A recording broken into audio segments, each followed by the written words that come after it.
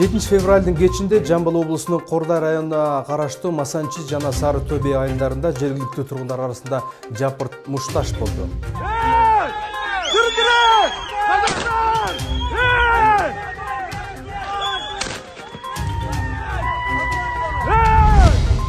Жыйырма 3 январда Уханьга карантин киргизилгенден бери шаардыктар эч жакка чыга албай олтуруп калышты.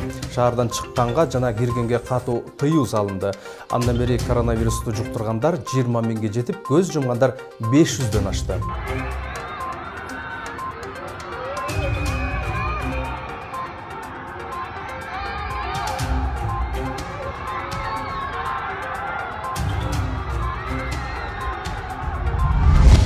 Нарын облусунун Атбашы районуна 2020 жылы индустриялык соода логистикалык өндүрүш курулуп баштайт. Эми онкологиялык илдетке кабылган жарандар заманбап медициналык аппараттар аркылуу дарылана баштайт. Германия өлкөсүнөн иштелип чыккан акыркы үлгүдөгү медициналык жабдуулар менен бейтаптар өлкөдөн чыкпастан натыйжалуу дарыланууга мүмкүнчүлүк түзүлдү.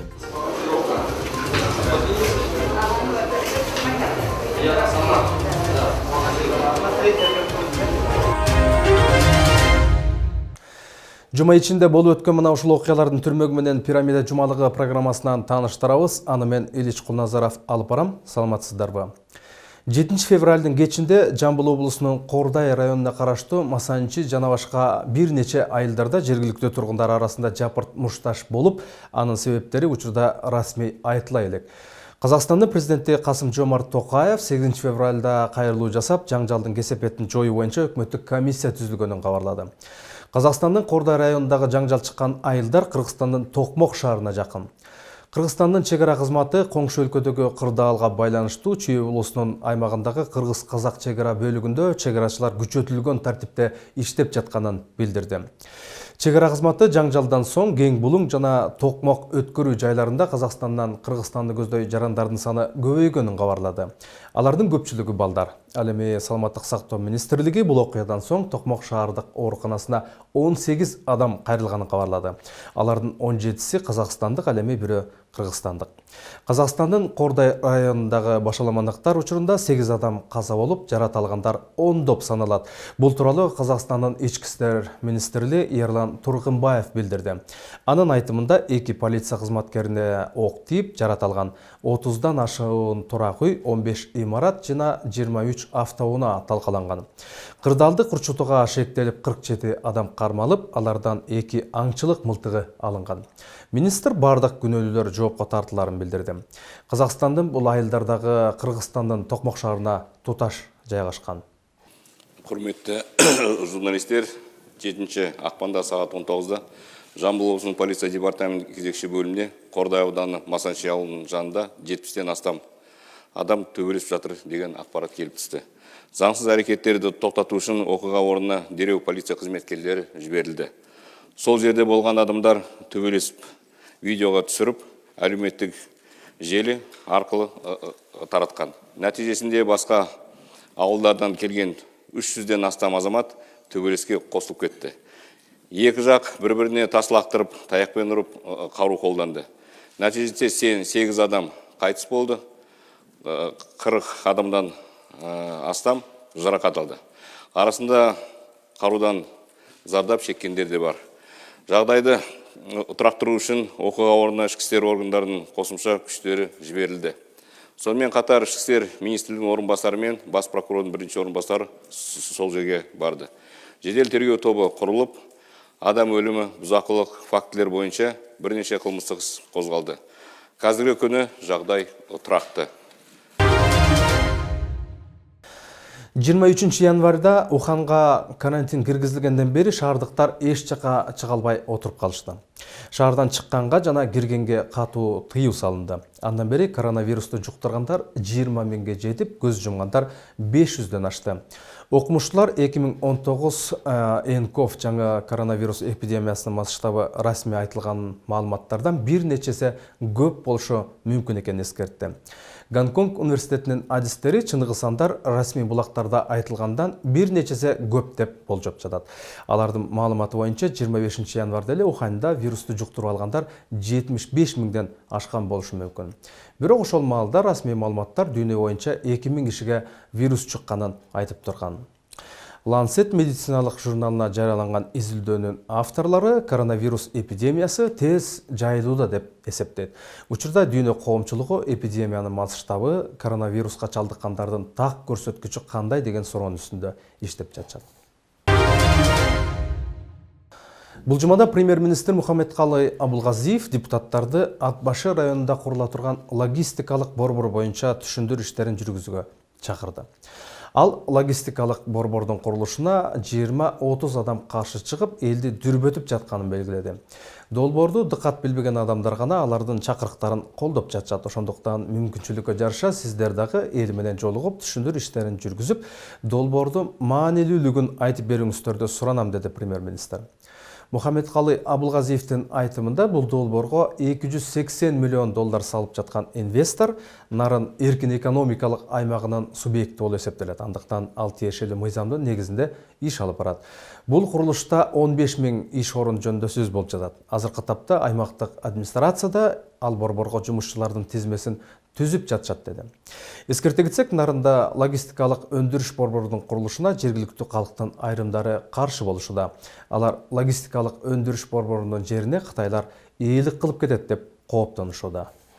Ушул жылдын апрель айынан тарта Ат башы районунун аймагына логистикалык соода өндүрүш борбору курула баштады. Ал эми логистикалык борбордун өзү толугу менен 8 жылда аяктайт деп пландалууда. Ири борборду One Lead One Trading Limited Кытай компаниясынын жетекчиси Лю Ин менен кыргызстандык ишкер Эмилбек Абдыкадыров салмай болушту. Тагыраагы инвестор жол электр жарыгын суу тартканга чейин $280 миллион өз чөнтөгүнөн чыгарып каражатын сарптайт. Бюджеттен бир дагы каражат кетпээрин айткан өкмөт башчы долбоорлорду түзүү, инвестиция тартуу менен гана өлкөнүн келечегине чыйыр сала алабыз деди. Бирок эртеңки күн үчүн даңгыр жол салууга айрымдар ар кандай кептерди таратып элди көктүүдө. Келечекте ошол тегеректеги Ат башыдагы балдардын баары өндүрүштө иштеген инженерлер, электриктер, энергетиктер, ошол өндүрүштө эмне болсо механиктер, транспортниктер ушундай болгон бир өндүрүштү өзүнчө өрөөн болуш керек ал жер. Анан баарыбыздан кайдыгер карап отура берсек, бир элди туура эмес жакка үндөгөндөрдү кой,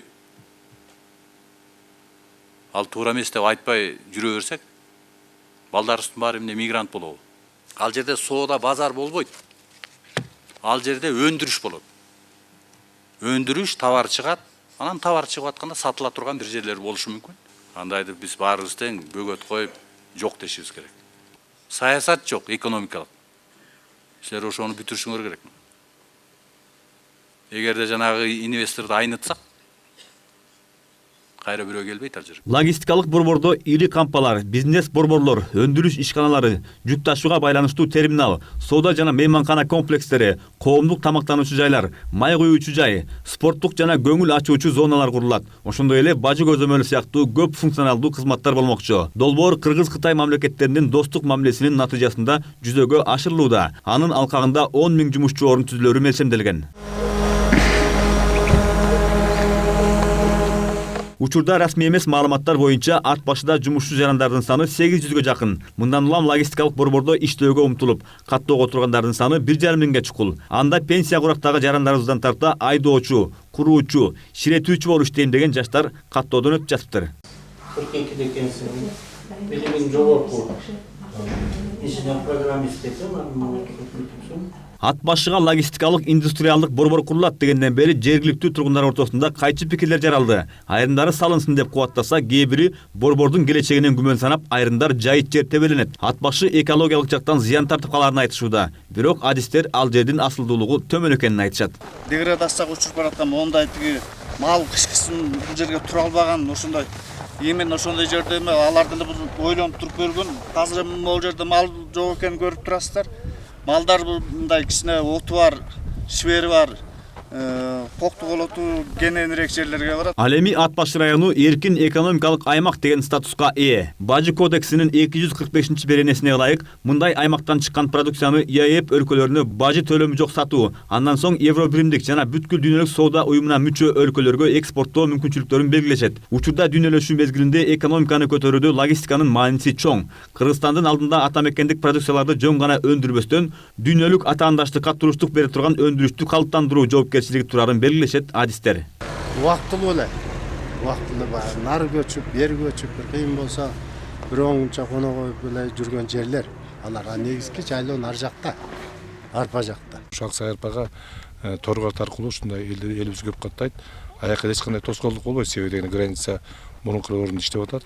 Биякта эч кандай граница жылып да келбейт. Бул жерге ушул логистикалык борборго тиешелүү ушу мамлекеттик ишканалар иштейт. Белгилей кетсек, 1992-жылы легендарлуу парламенттин депутаттары Нарын облусуна эркин экономикалык аймак деген статус берген. Себеби Нарында өндүрүш таптакыр эле жок. Ошол эле кезде Кыргызстан Жамааттык коопсуздук кеңеш уюмунун мүчөсү. Алар менен түзүлгөн ортодо эл аралык келишимдер бар. Эске салсак, 2019-жылы Кытай Эл Республикасынын төрагасы Си Цзиньпин Кыргызстанга мамлекеттик сапар менен келип, тараптар бир топ документтерге кол койгон. Анын ичинде Нурстроймонтаж жоопкерчилиги чектелген коому жана One Trading Limited компаниясынын ортосунда соода логистикалык борбордун курулушу жөнүндө келишимге дагы кол коюлган. Долбоордун сметалык баасы 280 миллион АКШ долларын түзөт. Ал эми жыл этегинде өкмөт башчы Мухаммедкалы Абылгазиев анын пайдубалына капсула салып келген болчу. Бактыбек Маматсаев, Сүйүнай Тагаева, Нурдан Гарыпбеков, Пирамида жумалыгы.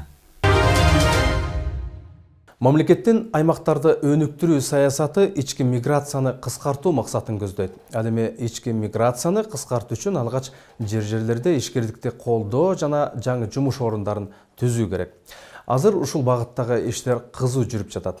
Мындай пикирин өлкө башчысы Сооронбай Жээнбеков Ысык Ата районунун жашоочулары менен жолугушканда билдирди. Анда ал 2020-жыл үчүн бекитилген жаңы жарлыктын максаттары менен милдеттери тууралуу дагы айтып берди. Эл менен жолугушуу учурунда суроо жооп таризинде уюштурулуп, инвестиция, айыл чарба, соода, салык, бажы жана кызмат көрсөтүү жаатында жүрүп жаткан иштер жөнүндө сөз болду. Кененирээк алдыда сөз болот. Президент Сооронбай Жээнбеков жаңырган жаңы жылда аймак элине болгон сапарын Ысык Ата районунан баштады. Жергиликтүү калк тургундары менен жолуккан мамлекет башчы алгач баарлашуу менен андан соң өлкөдө аткарылып жаткан артыкчылыктуу багыттарга карата маалыматтар менен баштады. Анда аймактарды өнүктүрүү жана өлкөнү санариптештирүү жылында ишкерчилик, каржы саясаты, соттук укуктук реформа, коопсуз шаар, ирригация жана таза суу менен камсыздоо өңдүү бир катар долбоорлор ийгиликтүү ишке ашып жаткандыгын белгиледи. Аймактарды өнүктүрүү боюнча көп жылдардан бери көңүл бурулбай бюджет, салык, кредит саясаттары, акча саясаты региондорго толук жеткен эмес. Мына азыр ушул маселени колго алып, мен регионду өнүктүрүү деп атканым мына ушунун эсебинен чыгып атат. Миграцияга түшүп келген аймактарда дагы жалпы эле эмгекчил элибиз бар. Аларга тиешелүү шарт болсо, мамлекет тарабынан болгон мүмкүнчүлүк колдоо болсо, ошол жерде калат, ошол жерде иштейт. Мына эмне үчүн азыр Сарыөзөнгө, Бишкекке миграция келип атат бүт региондордон. Эмне үчүн дегенде, ошол жердеки иштеп жаткан чакан жана орто бизнеске, ошол жерде кайра иштет өнөр жайына, ошол жерде иштейм деген ишкерлерге, ошол жердеки адамдарга жалпы эле шарт түзүлбөй, каражаттар жеткен эмес. Мына 2 жылда ушул нерсени колго алып, ошол алыскы бийик тол району миграцияны токтош үчүн ошол жактагы өндүрүлгөн бүт азык-түлүктөрдү кайра иштетип, чакан жана орто бизнеске шарт түзүп берип, ошол жердеки жумуш орундарын түзүү маселеси мына колго алып атабыз. Аймактардагы ишкерлерди каржылоону алкаганда өткөн жыл жалпысынан 26,5 миллиард сом ашык кредитине жана гарантия берилди. Муну 3 жыл мурун эле 4 жыл мурун 25 миллиардка чыгарып алсак деп билгенбиз. Мына бул эс ашты. Кредиттердин берилген пайыз 72% азыр мына региондорго кете баштады. 72%. 2 жылда биз буну дагы көбөйттүк. 2 жылдын ичинде регионалдык бизнес долбоорлорго мына 36 миллиард сомго жакын каражат жеңилдетилген насыялар мына берилди.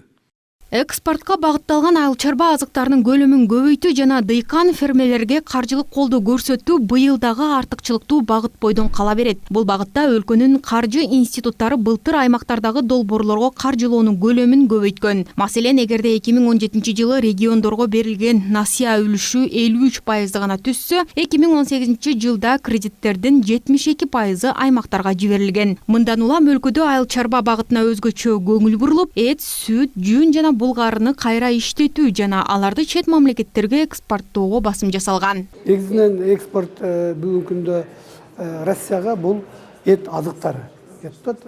Бул термическая обработка болгондон кийин бүгүнкү күндө 102 предприятие ушул реестрге кирген. Ошонун ичинен реестрге кирген кээ бир ушул ишканалар термикалык жактан иштетилген термическая обработка ушул эт азыктарын Россия мамлекетине жөнөтүп жатат. Жалпы жөнүнөн жаман эмес, анткени себеби биздин баягы карым катнашыбыз көбөйдү. Бизде негизги айтып келгенде 5 өлкөнүн ичинен Орусия менен Казакстанда. Мына ушул эки багытты алсак, Казакстан менен соода саттык түзүк болчу. Азыр ушу Орусияга багытты көбүрөөк алыш керек. Себеби Орусияда биринчиден элдин саны көп, экинчиден Орусияда мына биздин азык түлүккө муктаж аябай чоң да, анан базары кең. Ошондуктан ушул эки тармакта иштесек, бул Евразиялык биримдиктен биз пайда табабыз деген мен үмүттөмүн. Мамлекеттен дагы бир артыкчылыктуу багыты делген суу, өзгөчө сугат объектилерин жакшыртуу, калкты таза суу менен камсыздоо. Анткени республика аймагынын дээрлик бардык аймагында суу түтүктөрүн өткөрүү, саркынды сууларды чогултуучу жайларды калыбына келтирүү зарылдыгы жаралды. Бул көп каражатты талап кылган олуттуу иштер башталып, ал 2023 жылга чейин уланат. Республиканын аймагында таза сууга муктаждык өтө чоң. Кыргызстанда жалпы 1800 айыл бар болсо, анын 650 кыштагы таза суусу жок күн кечирип келет. Бул багытта жыл аягына чейин алыскы аймактардагы таза суу көйгөйү бар делген 101 айылга суу жеткирилип, анда жашаган тургундар таза суу менен камсыз болот. Ошондой эле 22 айылда суу тосмолорун курууга бюджеттен 350 миллион сом бөлүнгөн. Дагы ушундай суу зарылдыгы бар делген 106 айылга суу жеткирүүгө каржы булактары табылган.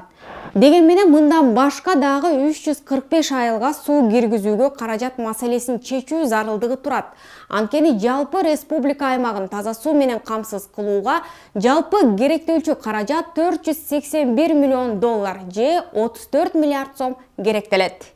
Халыкты таза суу менен деп ода берген сизге ошол келгенде президент болгондо. Эгерде мени чаласаңыздар, халк таза суу менен толук Кыргызстан боюнча камсыз болот деп. Бул да абдан оор проект. Мен премьер баштаган премьер-министр отурганда баштап, мына президент менен уладык. Жалпы 650 айыл айнекталган, суусу жок. Мына кийин ревизия кылып чыккандан кийин дагы системасы эскирген 169 айылда кошулду. Азыр күнгө 107 айыл таза суу менен камсыз болду. Эми 24 жыл ичи 715 айылды курулуш иштерин бүтүрүү мына бизде азыр милдет турат. Ошондой эле айыл чарба кооперативтерин жана соода логистикалык борборлору колдоого алынып, кээ бир калкка кызмат көрсөткөн мамлекеттик органдарды автоматташтыруу, бажы жана салык органдарынын ишин санариптештирүү, мамлекеттик жеке өнөктөштүк үчүн административдик жолтоолорду азайтуу багытында бир катар жумуштар жасалган. Маселен, Аламүйдөн районунун Лебединовка айыл аймагы санариптештирүүдө олуттуу иштерди аткарууда. Алсак, мамлекеттик тейлөө кызматтары электрондошуп, жарандарды тейлөө бирдиктүү терезе аркылуу жүргүзүлүүдө. Өлкө башчысы жумушчу сапарынын алкагында жергиликтүү өзүн өзү башкаруу органдарынын ишмердигине санариптештирүүнүн киргизүүнүн жүрүшү менен дагы таанышты. Электронный отчеттор кирген, перейти сервер деп, бул жерден ар бир жарандын өзүнүн логин паролу болот. Ошонун негизинде буга чейинки процедура бул электрондук эмес болчу, кагаз жүзүндө болчу. Бул көп тоскоолдуктарды жаратып келген, анткени ал жерде көп убакыт очередтер бул жерде болсо, адамдар өздөрү үйүндө отуруп алып эле электрондук форматта өздөрүнүн бирдиктүү салык декларацияларын жана отчетторун өткөрө берсе болот. 7 айыл бир шаарчадан турган аталган аймак элинин санын каттуу токтоо боюнча 25.500 делсе, иш жүзүндө жергиликтүү тургундардын саны 45 миңге чукул. Ал эми жеринин жалпы аянты 6.000 гектарды түзөт. Санариптештирүүнүн алкагында аймактагы бардык тейлөө кызматтары автоматташтырылып, калкка сапаттуу тейлөө мүмкүнчүлүктөрү түзүлүүдө. Жарандар мында керектүү маалыматтан баштап, бардык мамлекет тарабынан керектелчү иш кагаздарын бир кеңсенин ичинен камсыздай алышат. Санариптештирүү боюнча 2019 жылы жасаган иштер мына 15 ГСВдан 11 интернет менен камсыз кылынган. Жана ошондой эле высокоскоростной интернет менен бул Койташ, Заречный, Чокморо, Молдовановка, Константиновка айылдарга киргизилген. Жана ошондой эле 35 мектеп бизде болсо, баары тең 100% интернет менен камсыз болгон. Коңшулардан артта калбай коомду санарипке өткөрүү бүгүнкү күндүн талабы. Ал жарандар үчүн мурда болуп көрбөгөндөй жаңы мүмкүнчүлүктөрдү ачат. Мисалы, ар кайсы мамлекеттик органдын эшигин каклап, справка же маалымат алуу үчүн элдин кыйналгандыгы токтойт деп баса белгилеген Сооронбай Жээнбеков санариптештирүү саясатынын азыркы учурдагы алгачкы жетишкендиктерин дагы атады. Калкты кызмат кылуу электрондук системага мына өткөзүп атабыз, санариптештирүү. Мына ошол жерде жергиликтүү бийликтин өкүлдөрү отурасыңар, бул өзүңөр өздөштүрүп, элге үйрөтүп, ушуну колго алыш керек. Мына 191 кызмат көрсөтүп кирди азыр. Бул дегенде 20 миллионго жакын бири-бири менен маалымат алмашуу мына болду. Бул деген нерсе 20 миллион справка кагаз эл чуркабай, ошо мамлекет органдар элге өзү алып берди деген сөз. Барып калкалап бирөөнүн эшигин справка берип кой деп, башка мамлекет органдын астына барып, мага мында кызмат көрсөтүп кой дебестен, өзү барып мамлекеттик органдар кызмат көрсөтө турган ушуга жетишиш керек. Мына ушул башталды. Иштей турган жергиликтүү бийлик, сиздер дагы өзүңө үйрөнүп, окуп, буну колго алышыңар керек. Санарип аймак, мына санариптик платформасын мына иштелип жатат азыр. Жакын арада бул система ар бир айыл өкмөтүнүн ишине кире баштайт. Ошондо эл үйүндө отуруп кызмат көрө баштайт. Азыр биз санарип боюнча айыл чарбасын, билим берүү, үй саламат сактоо тармагын алдык. Ошого көбүнчө басым жасайбыз. Бул канчалык деңгээлде бюрократия менен убакытты азайтары, кагазды үнөмдөрү түшүнүктүү. Белгилей кетүү керек, санарип аймак санариптик платформасы иштелип жатат. Жакынкы арада бул система ар бир айыл өкмөтүнүн ишине кире баштайт. Ал эми айыл чарба тармагында 2019-2022 жылдары Кыргызстандын экспортун өнүктүрүү боюнча өкмөттүн программасы дагы кабыл алынган. Бул боюнча сүйлөгөн президент акыркы 2 жылда айыл чарба продукцияларынын географиясы кеңейгенин дагы белгиледи. Уникалдуу гана продукция менен атаандаш кылабыз. Ага биздин толук мүмкүнчүлүгүбүз бар. Генетикалык жана модификациялаган организм колдонушпайт. Биз мына ушуну сактап калышыбыз керек. Кытай мамлекетине аз аракет кылып атабыз. Киргенге, рыногуна киргенге. Мына бир жылда 23,7%га көтөрүлдү. Андан сырткары мына 2 жылда биз айыл продукциясы мына географиясы да кеңейди. Биз башка мамлекеттерге да мына сата баштадык. Биздин айыл чарба продукциясы бир жылда мына 34%га өстү экспорт. Мына бул деген мына каражатты биз эгерде айыл жерине, айыл чарбасын кайра иштетүү өнөр жайына бурсак, ошолор өзүнүн жыйынтыгын берет. Мына берип атат.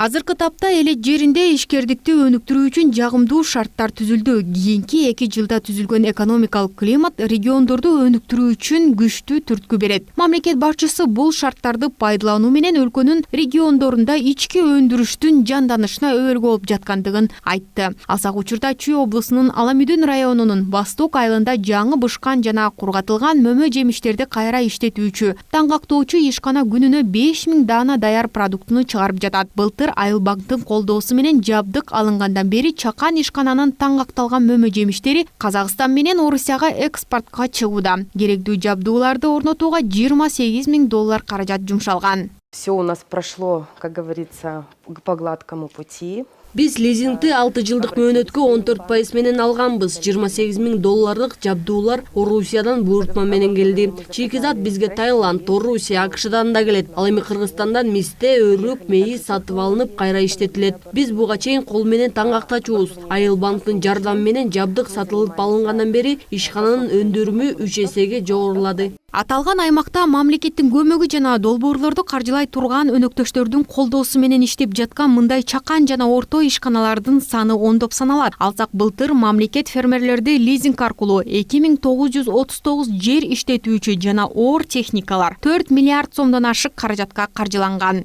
2011 жылдан баштап ушул программаны киргизгенбиз. Ушул программаны киргизгенден бери бүгүнкү күндө 4000 жакын техника жаңылануу болду. Мунун 95% айыл жергесиндеги тракторлар, комбайндар, ошол трактор комбайндарга тиешелүү шаймандар, андан башка жана спецтехника деп коебуз, экскаватор, жүк ташуучу унаалар жана башка ушул сыяктуу баягы техникалар лизинг аркылуу берилди. Өлкө башчы ошондой эле артыкчылыктуу багыттардын ичинде жол, транспорттук инфраструктураны өнүктүрүү, энергетика, медицина, билим берүүнү сапатташтыруу, калкты социалдык жактан коргоо боюнча да иштер бар экендигин белгиледи. Ошондой эле бажы жана салык органдарынын ишин санариптештирүү, мамлекеттик жеке өнөктөштүк курулуш жана ветеринардык фитосанитардык лабораторияларды өнүктүрүү жаатында бир катар иштер аткарылгандыгы тууралуу да айтып берди. Мамлекет башчынын Ысык Ата районунун жашоочулары менен болгон жолугушуу суроо жооп форматында уланды. Ал дээрлик 3 саатка чейин созулду. Болгон мүмкүнчүлүктөрдү, болгон каражаттарды региондордо өнүктүрүү, кайра иштетүү, жумуш орундарын түзүү, миграцияны токтотуу, айрыкча алыскы бийик тоолуу райондордо колдоо маселесин мына колго алып атабыз. Будан да күчөтөбүз. Иш чаранын соңунда өлкө башчысы Ысык Ата элине ачык сүйлөшүү, калыс баарлашуусу үчүн ыраазычылыгын билдирди. Белгилей кетсек, 30дан ашык улуттун өкүлдөрү жашаган Ысык Ата республика боюнча эң ири район болуп саналат. Учурда районго караштуу 19 айыл өкмөт бар. Ал эми калкынын саны 160 миң. Өлкөдөгү башка аймактарга салыштырмалуу ири өнөр жай өндүрүшүнө ээлик кылган район эли жергиликтүү ишканаларда эмгектенишип, тургундар негизинен айыл чарбасы менен алек. Сүйүнай Тагаева, Жантай Макенов, Пирамида жумалыгы. Эми онкологиялык илдетке кабылган өлкө жарандары жаңы заманбап медициналык аппараттар аркылуу дарылана баштайт. Германия өлкөсүнөн иштелип чыккан акыркы үлгүдөгү медициналык жабдуулар менен бейтаптар өлкөдөн чыкпастан натыйжалуу дарыланууга мүмкүнчүлүк түзүлдү. Мындай шарт Кыргыз-Орус өнүгүү фонду аркылуу берилген каражаттын негизинде камсыздалды. Аталган фонд буга чейин республика боюнча дээрлик 380 миллион доллар өлчөмүндө миңдеген долбоорлорду ишке ашырууда көмөкчү болду. Ал арада өлкө аймагындагы тоок фабрикаларынан чыккан жумурткалар ЕАЭПке мүчө өлкөлөргө экспорттоо алдында турат. Ал эми кант сүт азыктары Кытай Республикасына экспорттолгон турат. Чүй облусуна жайгашкан кант сүт заводу бир күндө 40 тонна сүт азыктарын өндүрөт. Ал ЕАЭПтин талаптарына жооп берип, Россия, Казакстанга экспорттолот. Өлкөдөгү өндүрүш тармагынын ишмердүүлүгүн илгерилеткен мындай заводдорго мамлекет тарабынан дагы колдоо көрсөтүлүүдө. Ал үчүн мамлекет жергиликтүү банк, фонддор менен келишим түзгөн. Анын алкагында заводдорго 4% жылдык үстөк менен 7 жылдан узак мөөнөткө насыя берилген. Кененирээк кесиптешим Сүйүнай Тагаева баяндайт. Кыргызстанда онкологиялык оорулардын саны өсүүдө. Оорунун саны 27 миңден ашты. Анын ичинен 18 миңи аялдар болсо, 2,5 миң киши жаш балдар. Расмий маалыматтар боюнча жылына Кыргызстанда 5500 кишиде онкологиялык дарт аныкталат. Өкүнүчтүүсү алардын 60% дүйнө менен кош айтышат. Аталган илдет өтө тез өрчүп, дарылоодо дарыгерлерден тездикти жана тактыкты талап кылган татаал дарт. Кыргызстанда онкологиялык ооруну дарылоочу аппарат болбогондуктан, жарандар көбүн эсе чет өлкөдөн операция жасатууга мажбур болгон. Бейтап ал үчүн орто эсеп менен 10 миң доллардан 12 миң доллар сарптачу. Эми болсо оор илдетке кабылгандар кубаттуу заманбап медициналык аппараттар аркылуу дарылана баштайт. Илдетке кабылгандар үчүн диагноз, рентген, нурдандыруу өңдүү процедураларды алууда жаңы жабдыктар келүүдө. Германия өлкөсүнөн чыккан медициналык жабдуу Орус Кыргыз өнүгүү фондунун каржылоосу менен алынып келинди. Это гордость любого нейрохирурга. Все нейрохирурги в мире знают, что такое микроскоп Пентера. Пентера – это образец качества, это цельсовский микроскоп. Руслан Кадыров өмүрүнүн 20дан ашык жылын бейтаптарга арнап уникалдуу операцияларды ишке ашырган нейрохирург, медицина илимдеринин доктору, Россиянын табигый илимдер академиясынын профессору, ошондой эле 43 илимий эмгектен, 2 ойлоп табуу жана 1 китептен автору. Ал өлкөдө онкологиялык ооруга чалдыгып, хирургиялык операция талап кылынган оорунун акыркы стадиясына жетип калгандар көп экендигин айтып, заманбап аппараттын орнотулушу бейтаптардын саламаттыгына көмөкчү болот деп кубанып турган кези. Статистика показывает, что год за годом количество онкологических больных растет. Бизге жаман кеселден жапа чеккендерге нур тездеткич, бардык тыкан жана органдарда пайда болгон артык кайрсыз шишиктерди дарылоодо колдонулчу радио нур аппараты зарыл болчу. Мындай аппарат менен дарыланууга бейтаптар ири өлчөмдөгү каражат сарптап башка мамлекеттерге барышчу. Ал эми жаңы жабдык шишикке жогорку кубаттуулуктагы рентген нурларын жеткирүүнү камсыздайт. Мында нур шишикти гана жабыркатып, айланасындагы таза ткандарға зыян тийгизбейт. Ошол эле кезде бейтаптарды дарылоодо жүрүндөн баштап онко оорулууларга диагноз, гормон, химиотерапия жана операция жасаганга мүмкүнчүлүк түзүлдү. Мүмкүнчүлүктөн пайдаланып Орус Кыргыз өнүгүү фондуна ыраазычылык билдирем. 2015-2019 жылдар аралыгында Орус Кыргыз өнүктүрүү фонду республика аймагында жалпы 2351 долбоорду 379 миллион долларга каржылаган. Алардын 53% же 202 миллион доллары ири агро өнөр жайына багытталган долбоорлор. Ал эми 177 миллион доллар 2292 чакан жана орто ишкердикти колдоого багытталган. Анын 12% туризм, 11% транспорт жана логистика тармагына. Ушундай эле көрсөткүчтөгү каражат инфраструктуралык каржылоого жумшалган болсо, каражаттын дагы 11% байланыш жана маалыматтык технология тармагын колдоого бөлүнгөн. Каржыланып аткан долбоорлордун саны боюнча 83% ушу аймактарга туш келип атат. Каражат боюнча 58-60%га жакын. Мындан 2-3 жыл мурун фонд өзүнүн ишмердүүлүгүнүн эми жаңын баштап атканда бул жагдай башкача болчу. Бишкек жана Бишкектин тегереğине бөлүнүп аткан каражаттардын 70%-на жакын ушул жака келчү да, аймактарга 30 гана пайызды жумшалчу. Акыркы 2 жылдан бери атайын ушу аймактардын өнүгүшүнө өзүнчө көңүл буруп, биз ошол жагдайды өзгөрткөнгө биринчи натыйжаларын көрүп атабыз.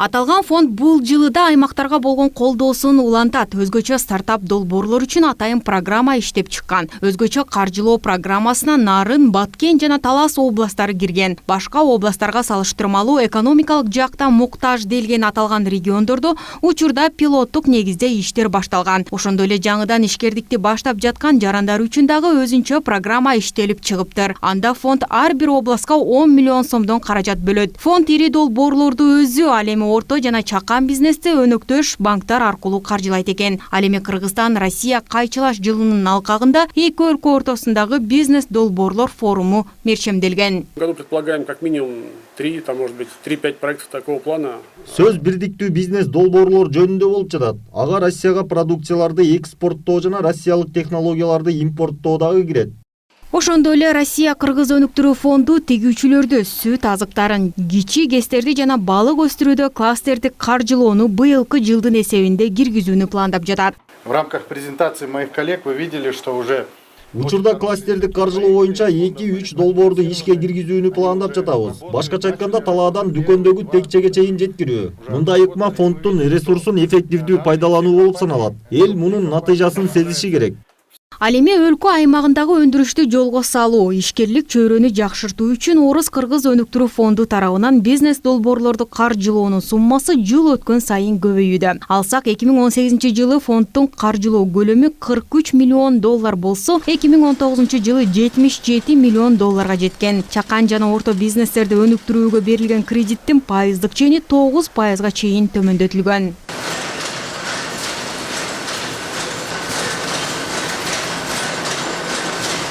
Бул сүт заводуна Чүй облусунун ар кайсы аймактарынан күнүнө 40 тоннага чейин сүт кабыл алынат. Заводдун лабораториясында чийки зат талапка ылайык көзөмөлгө алынып, текшерүүдөн өтөт. Бул ишканадагы кыргыз-орус өнүгүү фондунан 4% жылдык үстөк менен 7 жылга узак мөөнөттө насыя алган. Ал каржыны завод жетекчилиги Кара Балта жана Караколго жаңы ишкана куруу үчүн сарптаган. Эми жаз айында ал ишканалардагы колдонууга берилет. Мы производим кисломолочную продукцию. Биз бул ишканада сүт, кургак сүт, сыр, каймак, айран, быштак жана башка сүт азыктарынан жасалган продукталарды жасайбыз. 2012 жылы заводдун ордуна сүттү кайра иштетип чыгаруу жана таңгактоо боюнча заманбап жабдууланган жаңы имарат салынган. Ишкана күнү-түн иштейт. Товардын жогорку сапатын ISO 22000 азык өндүрүмдөрүн коопсуздук менеджмент системасы аталган эл аралык стандарт жана адал сертификаты тастыктайт.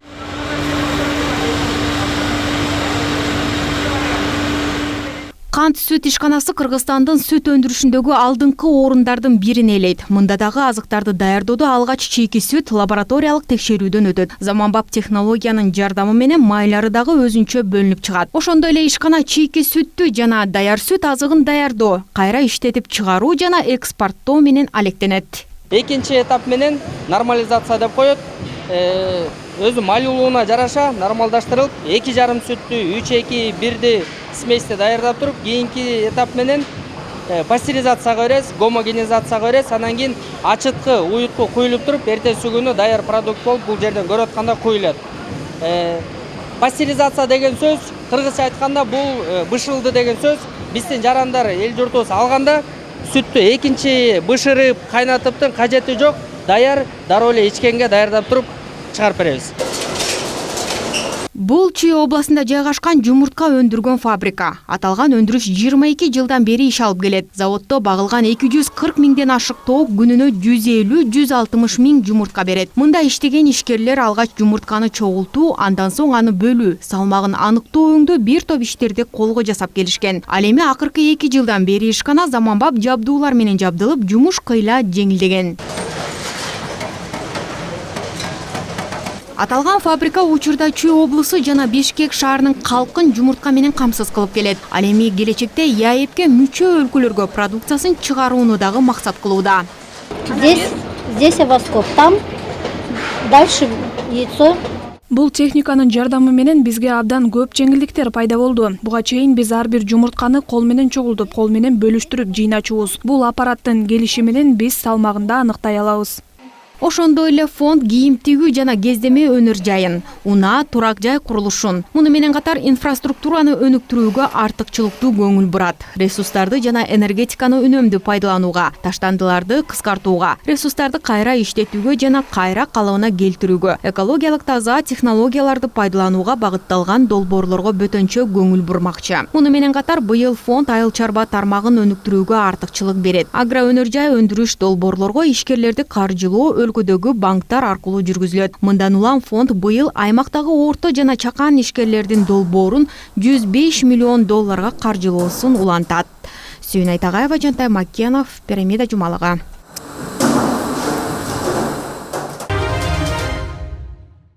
Сиздер Пирамида жумалыгын көрдүңүздөр. Эмки жумага чейин көрүшкөнчө саламатта туруңуздар.